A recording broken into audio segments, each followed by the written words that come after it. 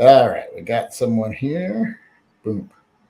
All right, tell everybody who you are and what you got to say. My name is David. I'm here with Mac. Did you say what their name was? Yeah, his name is Mac. Mac. And I'm here for the great P320 safety debate. Okay, what you got to say? Okay, so first and foremost, safety is always contextual. As you mentioned in your video on the recent discharge with the police department, multiple cases of minor negligence can add up to major negligence. Keeping that in mind, I think partly the best way to look at this sort of thing is to question whether the P320 is as safe or safer than its other contemporary options or not. If it's a case where, because yeah, in some contexts and some people handling it, probably perfectly safe. In other cases, differences in its design could be the difference between whether there is a negligent discharge or not. After having seen multiple cases of people who have had discharges where they've been either holstering or reholstering their weapons or otherwise improperly storing them, we can very easily point to user error and we can say, don't handle your gun poorly, treat it with a lot of respect because it's a very dangerous object if you mishandle it. But I think there's also a question of how much tolerance it has for mishandling compared to its other options. Part of the reason I make that case is because I think the P320 is a relatively average polymer striker-fired handgun. I don't think it's necessarily any better nor worse than its competition. It works fine, but so does the Glock, so does the CZ-P10C, so does the Walther PDP, so does the Heckler & Koch BP9, and so on and so forth. So I think the best question to ask is not so much, is it safe on its own, but really as a better way to look at it is it safe compared to any other handgun you could carry? Well, if you're going to say, is it as safe as a double action, single action? No. Well, but for something that's more comparable to, like I mentioned, any number of Glock models, P10C, PDP, VP9, probably forgetting MMP. I think what you might be saying is, are there any circumstances that would be dangerous for the P320 that wouldn't be dangerous with one of the other striker-fired competitors? And the answer to that is no. So my personal speculation, and total speculation, I don't personally own a P320, but what I see is probably the biggest design difference compared to the other polymer striker-fired duty handguns is that there is no kind of trigger safety like you have on the Glock with the trigger dingus, the M&P with the hinge safety. The dingus does absolutely nothing if something gets on the trigger.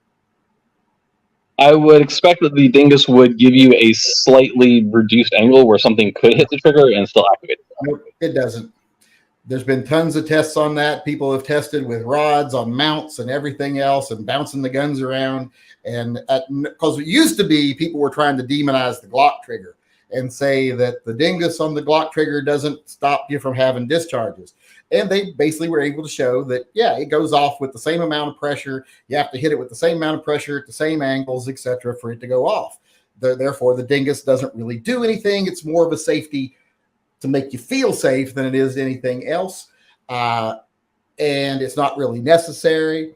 And that's something that we went through. And it doesn't matter because, like I said, if you behave safely with the gun, it doesn't even need the dingus on it. Like a lot of them don't have the dingus on them. And they're just fine. It really depends on, like it would be a lot riskier to have a 2-pound trigger with a dingus than it is to have a 7-pound trigger without one. Okay.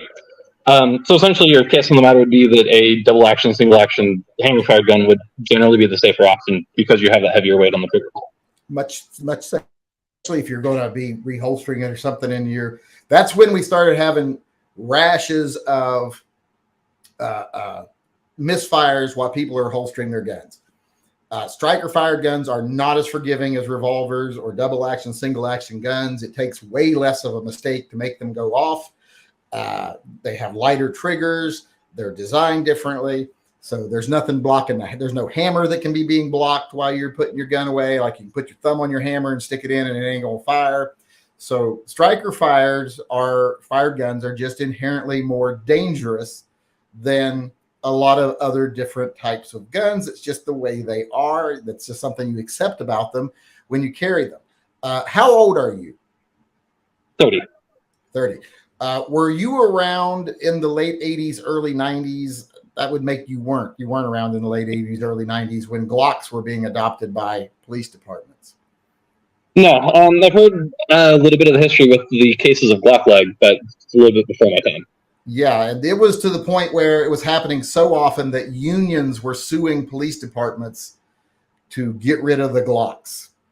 It was a rash of lawsuits against different, and it wasn't like 5 cases amplified by the internet. It was like 50, 60 cases that were on record for one of the union lawsuits. I believe it was from New York, where they had like 50 cases of people's guns going off while they were handling them, and they were trying to get them taken away. Then you also have the cases of them claiming that the striker fires were unsafe and the Glocks were unsafe because the 40 caliber Glocks were exploding when you shoot them.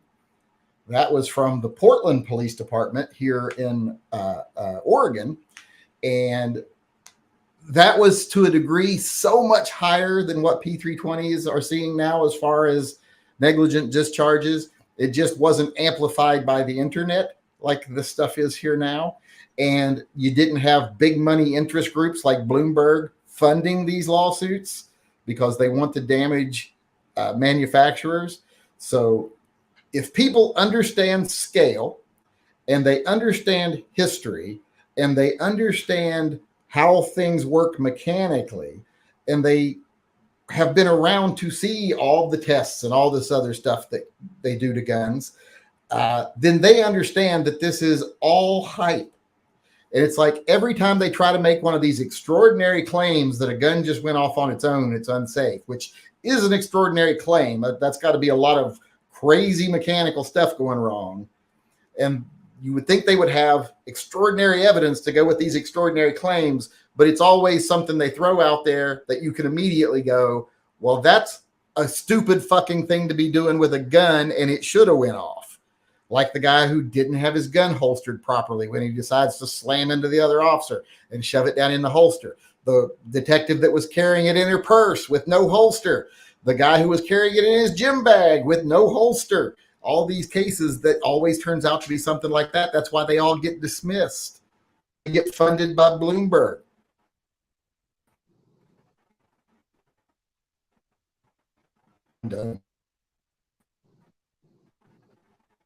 Are you still there? Cutting out just a little bit, but I think I'm back. Okay. But as I said, there's 0 to it.